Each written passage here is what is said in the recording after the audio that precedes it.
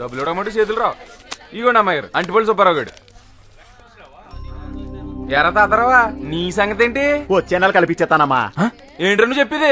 రాయుడు గారు అంత పెద్ద మహల్ వదిలేసి ఈ ఇంట్లో ఎందుకుంటున్నారా? అది డబ్బుల కోసమే కదా. తీసేయ్, మిషన్ కిషన్ తీసి మొత్తం ఖాళీ చేసాను. నువ్వు ఉండహే, మీరు నాన్నగారిని పిలవండమ్మా, నేను చెప్పుకుంటాను. ఏ నెల కానీ అద్దె డబ్బులు సరిగ్గా కట్టకపోతే పెద్ద మగోడు వచ్చాడు, మిషన్ తీసుకెళ్ళి గోదాట్లో పెడతారంట. ఏంటి ఏంటి ఏంటి ఏమైంది? అయ్యా అద్దె మొత్తం వచ్చే నెల ఇచ్చేతానయ్యా. ప్రతి నెల ఇదే బాగుతుంది గారు. వీడు నేనే కండిషన్ పెట్టలేదు కదా, మీ తాహతకు తగ్గట్టుగానే ఇమ్మన్నాను. నోరు తెరిచి అడిగారు, ఉంచండి అయ్యా, తీసుకోండి అయ్యా. మరి పిల్ల స్కూల్ ఫీజు? ఇది పెద్ద కలెక్టర్ అయిపోద్ది, నువ్వు బాగా కారులో తిరుగుదు గాని. ఏ తప్పయ్యా, పిల్లలకు ఆస్తులు ఇవ్వకపోయినా పర్వాలేదు, చదువు ముఖ్యం. ముందెళ్ళి స్కూల్ ఫీజు కట్టు. సాక్షాత్తు నాన్నగారు నరసింహనాయుడు గారి దానగుణం అలాగే దిగిపోయిందయ్యా. మంచిది, ఉంటానయ్యా. ఈ నెల అంటే ఎలా గడిపేసావు, మరి వచ్చి నెల ఏం చేస్తావు? నీకు యూనిఫారం కుట్టించి నేను కొత్తగా స్కూల్లో చేర్పించానని చెప్తాను. చాలే సంబడం. ఏమా అయిందా? అయిపోయింది నాన్న, ఇంకా 10 మంది ఇవ్వాలి. 10 మందా? ఎప్పుడు 5గురే కదా ఇవ్వండి. ఆ 5గురిని చూసి ఇంకొక 5గురు తయారయ్యారండి. వీళ్ళని ఎలా వదిలేమనుకోండి, మనమే తిరగాలి, అద్దె డబ్బులు ఎదురు కట్టవలసి వస్తుంది. వీళ్ళని ఎలా కాదండి. రే లవుడు, రే రే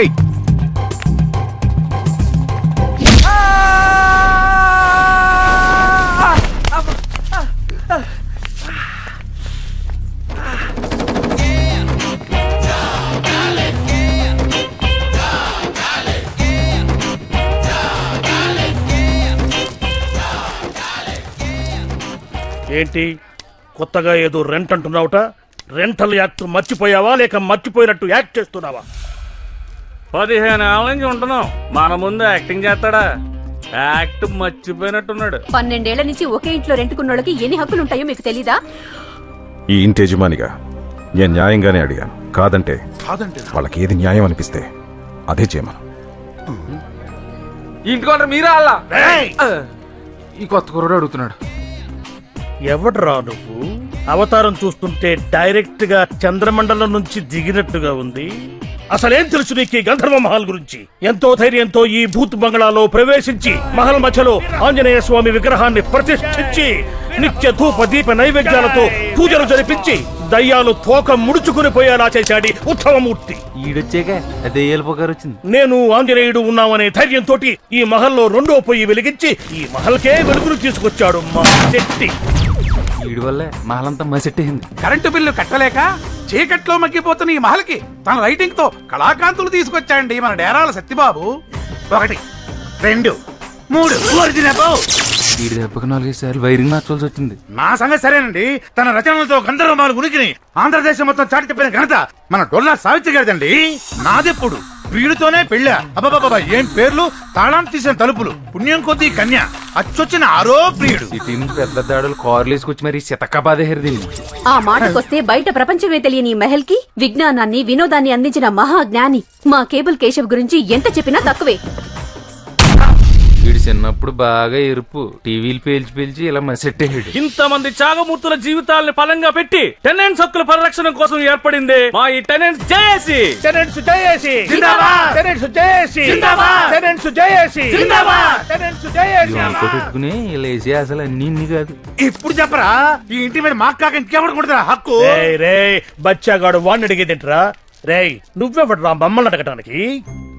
రేయ్ నిన్నేరా అడిగేది? దయచేసి నా ఫ్లాష్ బ్యాక్ అడగండి. నీ ఫ్లాష్ బ్యాక్ మాకెందుకురా? ఎవరు నువ్వని అడుగుతున్నాను. నేనెవరో చెప్పాలంటే నా ఫ్లాష్ బ్యాక్ చెప్పాలి కదండి. అయితే నీ ఫ్లాష్ బ్యాకే చెప్పు. బా దయచేసి నా ఫ్లాష్ బ్యాక్ అడగండి. చూసారా నేను నా ఫ్లాష్ బ్యాక్ చెప్పకముందే మీకు ఎంత టెన్షన్ వచ్చేస్తుందో, అందుకే చెప్పను. రేయ్ నువ్వు మళ్ళీ అదే చెప్తున్నావు. మీరు మళ్ళీ అదే అడుగుతున్నారు. It's all right. సరే కరెక్ట్ గా చెప్పు, నీకేం కావాలి?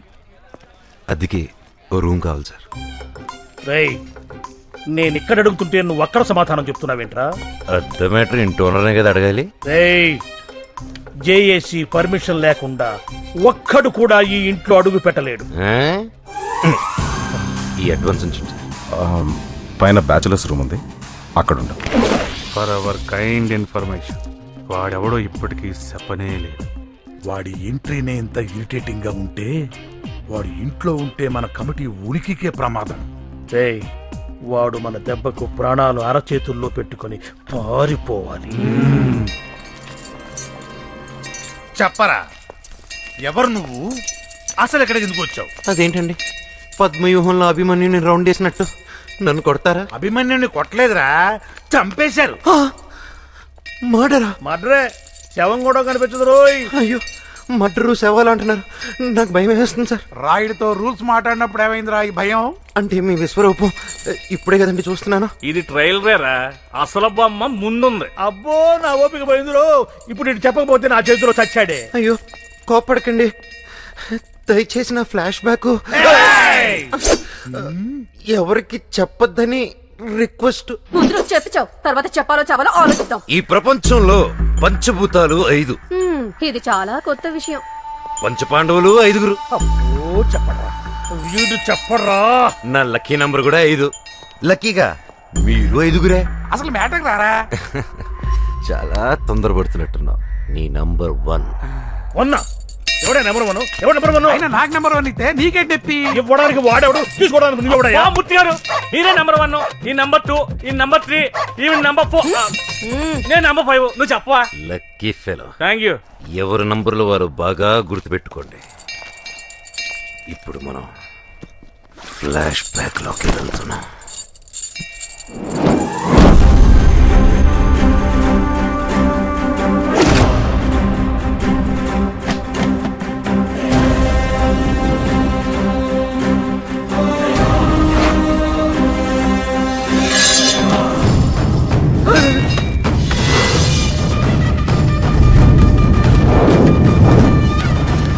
నా పరిచయం ప్రమాదం, నా ఊహ ఉన్మాదం, నా కోరిక క్రూరం, నేనంటేనే మరణం, మరణం, మరణం.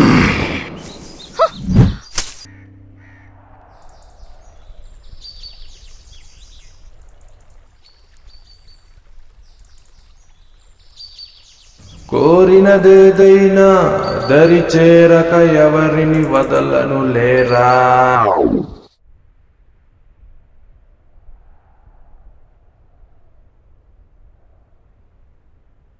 అనవసరంగా అబ్బాయిని డిస్టర్బ్ చేశాము. అవును, బాగా డిస్టర్బ్ చేశారు. అయినా నీ గురించి మాకెందుకులే బాబు, మాకు బోల్డ్ పనులు. అవును, నేను కూడా అదే చేద్దాం అనుకున్నాను. రేయ్, అస్త్ర సన్యాసమా? నా మొహం, అస్త్రాలు వెపన్స్ అని అంతంత పెద్ద మాటలు ఎందుకులే బాబు, అవి మా పనిముట్సు. మరే నువ్వు పిలిచావని ఉన్న పళ్ళంగా వచ్చేసావు అంతే. నువ్వు రెస్ట్ తీసుకో బాబు. ఆట మొదలుపెట్టి రెస్ట్ అంటే ఎలారా? ఆట? ఏ ఆట? కపాల క్రీడ, ద నంబర్ గేమ్.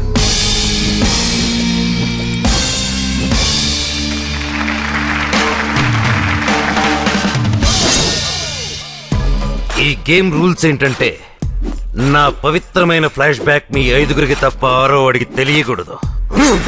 తెలిస్తే 1వ వాడు 0లోకి వస్తాడు. అంటే మూర్తి గారు అట్లోంచి అవుట్ అయిపోతారా? అటు నుంచి మాత్రమే కాదు, మరి ఈ లోకం నుంచి కూడా పోతాడు. ఆ తర్వాత ఆటోమేటిక్ గా 5 4 అవుతుంది, 4 3 అవుతుంది, 3 2 అవుతుంది, 2 1 అవుతుంది. కొత్తగా తెలుసుకున్నాడు ఆటలో జాయిన్ అవుతాడు. Any doubts? చాలా. ఇంత జరిగితే పేపర్లోనే టీవీలో రాకుండా ఉంటుందేంటి? ఎలా వస్తుంది? తెలుసుకునే వాళ్ళని నేనే నరికేస్తే.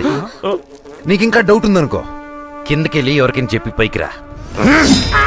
నువ్వు పైకొచ్చే లోపల ఈ మూర్తిగాడు మెడ మీద తలుంటే నన్ను అడుగు. నువ్వు ఉండరా దరిద్రుడా బాబు, వాడి మాటలు నువ్వే పట్టించుకోవద్దు. ఈ విషయం మానవరే ఉంచుకుంటావు. Now everybody relax. ఇప్పుడు జరిగిన ఈ ఫ్లాష్ బ్యాక్ కి పాత్రలు, సన్నివేశాలు కేవలం మన కల్పితం.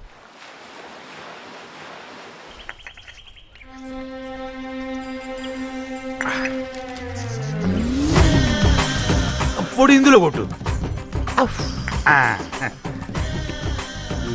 మెల్లో బిల్లేసుకొని మరీ ఒళ్ళని చెప్తున్నారు. ఏంటి వింత? నీ పెండాకుడు నీ పన్ను చూసుకోరా దరిద్రుడా. ప్రతి వాడు దూరేయడమే. ఉత్సవా నేను నీ పిల్లనే ఉన్నాను బాబు. ఈ నెంబర్ చూసి ప్రతివాడు వెధవారాలు తీసేవాడే. సేఫ్టీ కోసం ఈ నెంబర్ లోపల వేసుకోమంటావు బాబు. ఈ ఆఫర్ ఎలా ఉందో చూడు. అసలు తలగేయలేదనుకో మెడల్ వేసుకోక్కర్లేదు కదా. ఒక్కసారి ఆలోచించు. నీకెందులో మేము ఎలా చేస్తే కుమ్మారెడ్డి చూడు. డేరాలు అది కాదు బాబు. వీడు చేసే ఒక్కదానికి ముక్కు మొహం సక్రమంగా ఉండదు. పెద్ద శిల్పిలాగా పోతు వీడును పంపించిన ప్రతి బొమ్మ వెనక్కి వచ్చేది. అదిగో ఇంకో బొమ్మ వచ్చేస్తుంది.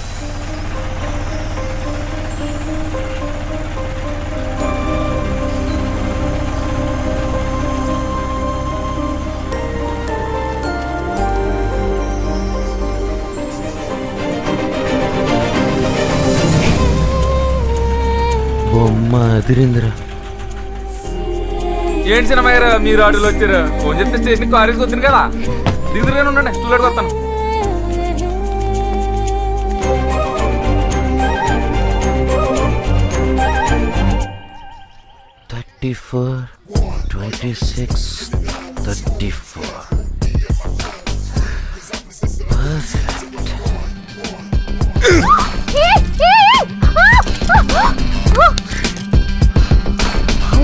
You touch me? ఉత్సవా అమ్మ కొట్టేసాడు. బొమ్మని చెప్పావురా. సారీ అమ్మా, నాదే తప్పు. బాబును వదిలేయండి. హాయ్ అమ్మా. హాయ్ అక్క. బాగున్నావమ్మా? బాగున్నానమ్మా. ఎగ్జామ్స్ బారాసావా? బారాసా. రా.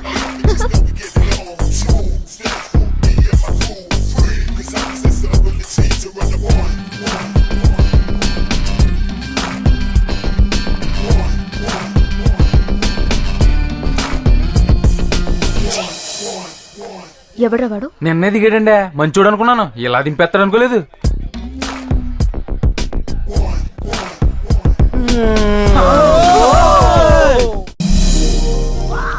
చాలా బాగున్నాడక్క. సూపర్.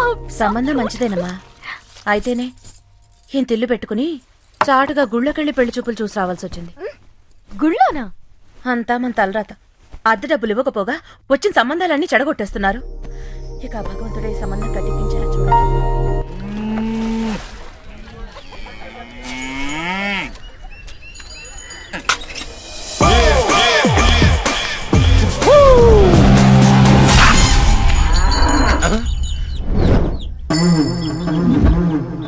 ఇక్కడ మాకు ఒక్క ఫిగర్ లేకుండా కొట్టుకుంటుంటే నీకు 2 ఫిగర్లతో రొమాన్సా? ఏంట్రా హీరోయిజం చూపిస్తున్నా?